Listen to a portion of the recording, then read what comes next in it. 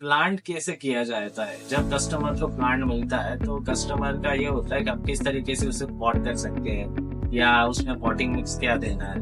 तो ये सब डाउट्स क्लियर करने के लिए मैंने ये वीडियो बनाया हुआ। तो आप इसमें देख सकते हैं कि जब आपके पास पहले प्लांट रिसीव होता है और प्लांट में कांटे नहीं होते, थोड़ा सेंसिटिव प्लांट होता है जैसे कि एस्ट्रोफाइट। ये एस्ट्रोफाइटम लगभग 3.5 kg के आसपास का है, काफी बड़ा है। अगर इसको आप हार्ड सरफेस पर रखते हैं या आपके पास जो भी सॉफ्ट स्किन वाला प्लांट आता है या स्पाइनलेस कैक्टस आता है, उसको अगर आप हार्ड सरफेस में यहाँ पे रखोगे, चलिए उसका वेट कम है तो नुकसान नहीं होगा, पर अगर समझ लीजिए वेट ज्यादा है तो उसको 1/2 kg के आगे है तो उसको आपको मुलायम सरफेस पे रखना है। जैसे कि मैंने थर्माकोल पे रखा है, आप उसके लिए स्पंज यूज कर सकते हैं या गद्दा या कोई बड़ा लेयर वाला कपड़ा यूज कर सकते हैं, क्योंकि उसकी जो स्किन होती है ना वो काफी सेंसिटिव होती है। तो जब इसके ऊपर प्रेशर पड़ता है वहां से रैशेस पड़ना शुरू हो जाते हैं, क्रैश बोलते हैं उसे। इस तरीके क्रैशेस उस पे आ जाते हैं।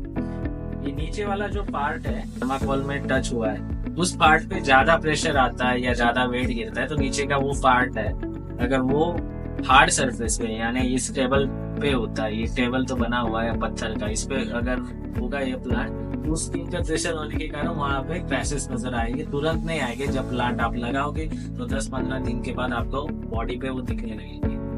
तो बाद में जब लोगों को लगता है कि हमारे प्लांट के ऊपर ये दाग आ जाते हैं या ये निशान आ जाता है, तो वो ब्लैक कलर के निशान इस वजह से होते हैं। ये समझ लीजिए आप जब अनबॉक्सिंग करते हो और साइड में किसी हार्ड सरफेस पे रख देते हैं तो भी वो निशान आ सकता है। अगर धूल मिट्टी लगी या आती तो आपको वॉश कर लेना है। और ये नीचे का पार्ट है, ये अगर उसमें धूल मिट्टी लगी हुई होती तो वॉश करने की जरूरत नहीं, पर अगर आपको लगता है तो आप वॉश भी कर सकते हो। वो आपके पास जब ये प्लांट आ जाएगा तो आपको पहले ध्यान देना है उसकी रूट के ऊपर।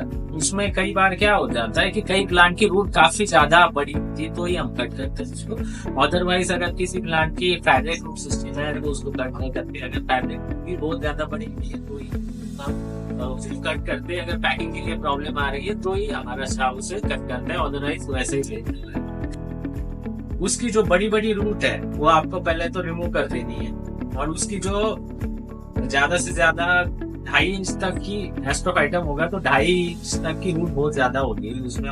प्लांट हुआ ये भी 2.5 इंच तक की रूट जो अच्छी कंडीशन में उतनी रखनी, बाकी सब रिमूव कर देंगे। अगर उतनी रूट है उस प्लांट में तो उसमें जो मुड़ी हुई रूट है या ड्राई हुई रूट है उसको आपको रिमूव कर देना है अच्छी तरीके से।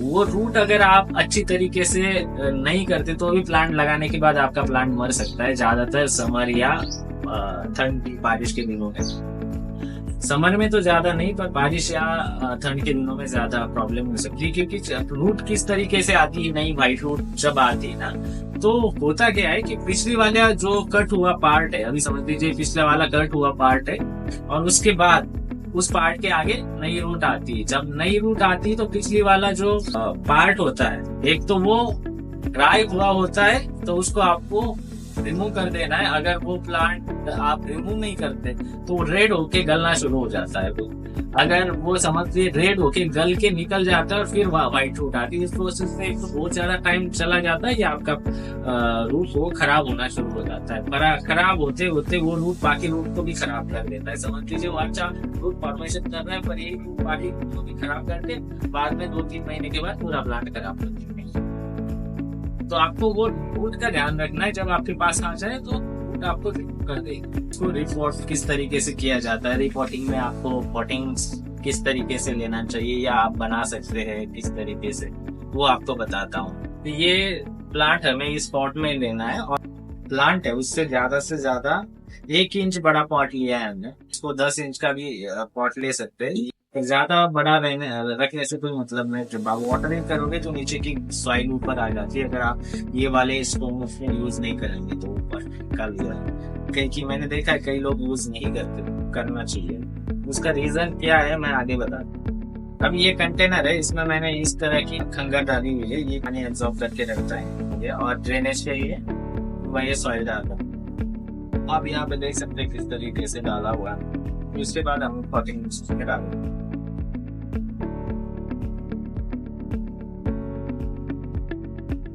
उसके बाद रूट के पास देने वाली, ये है सीड जर्मिनेशन वाली सॉइल। अपनी जो शक्कर आती है, शक्कर के दाने जितनी बड़ी होती है, या बाजरा आता है उसके दाने जितना ही बड़ा होता है, ये रिवर सैंड में मिल जाएगी। उसमें क्या होगा, आप सीड जर्मिनेशन के लिए भी यूज कर सकते हैं इसको टेरलाइज करके, और आपको इसके टाइम 5-6 बार अच्छे से वॉश करके लेनी है।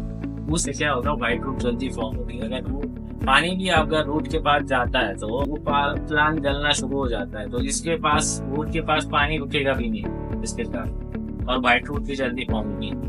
तो दोनों फायदे अभी ये प्लांट हम इसके ऊपर रखेंगे ऊपर। हाँ, और इसके ऊपर आपको प्लांट लगाने के पहले अगर आपके पास फंगिसाइड है या रूट हार्मोन है तो वो जरूर लगा देना है, इसके ऊपर अप्लाई करना है। जब लगाओगे तब, हमने तो अभी इसको अप्लाई कर दिया है पर अभी ड्राई हो गया वो, क्योंकि 10-15 मिनट वो अभी ये प्लांट हमने उसको लगा दिया। अभी हमने रख दिया है सॉइल के ऊपर, तो साइड से हम लोग ये डालेंगे उसका, और इसके बाद आपको ये डाल बड़ा वाला। अभी ये इसका जो साइज है वो साइज मुफ्त। तो हमारा ये प्लांट तो पॉट हो गया, आप देख सकते हैं। पॉटिंग मिक्स है हमारा, बना हुआ है, पूरा सैंड है, रिवर सैंड है। तुम्हें कोकोपीट भी डाला हुआ है। समर के दिनों में प्लांट रिपोर्ट कर रहे हैं तो हम लोग उसमें 10% कोकोपीट यूज करते हैं। हीट बहुत ज्यादा बनती है ना, उसको कंट्रोल करने के लिए हमें कोकोपीट यूज करना है। और पानी कभी कभी पकड़ के भी रखना है, एक्लेट के लिए भी यूज कर सकते हैं, ट्रैक्टर के लिए यूज कर सकते हो। मुर्गी खाद FYM सॉइल फूड के पास यूज की, वैसे ही ये सॉइल आप यूज कर सकते हैं। रेगुलेंट के लिए आप ये सॉइल जरूर यूज कर सकते हैं, इससे वो ज्यादा बेटर करते हैं वहाँ से। एरिया के लिए भी आप जो आपका पॉटिंग मिक्स है, जो वर्मी कंपोस्ट आता है उसके साथ मिक्स करने के लिए आप यूज करें तो सबसे ज्यादा बेटर है। आपको ये कोकोपीट जो लिया हुआ है, आपको ब्लॉक वाला कोकोपीट लेना है, जो ब्लॉक आता है मार्केट में जिसको भिगो के आप यूज कर सकते हैं, वो वाला लेना है। बाद आपको 5-6 बार अच्छे से वॉश करके जाना है, उसमें जो गंदा पानी निकलता है बिल्कुल निकल जाना चाहिए, और जब तक वो क्लीन वाटर में आना तब तक वॉश करके लेना है। वॉश करने के बाद थोड़ा सा फंगिसाइड इसमें मिक्स करके आप ये रख सकते हैं।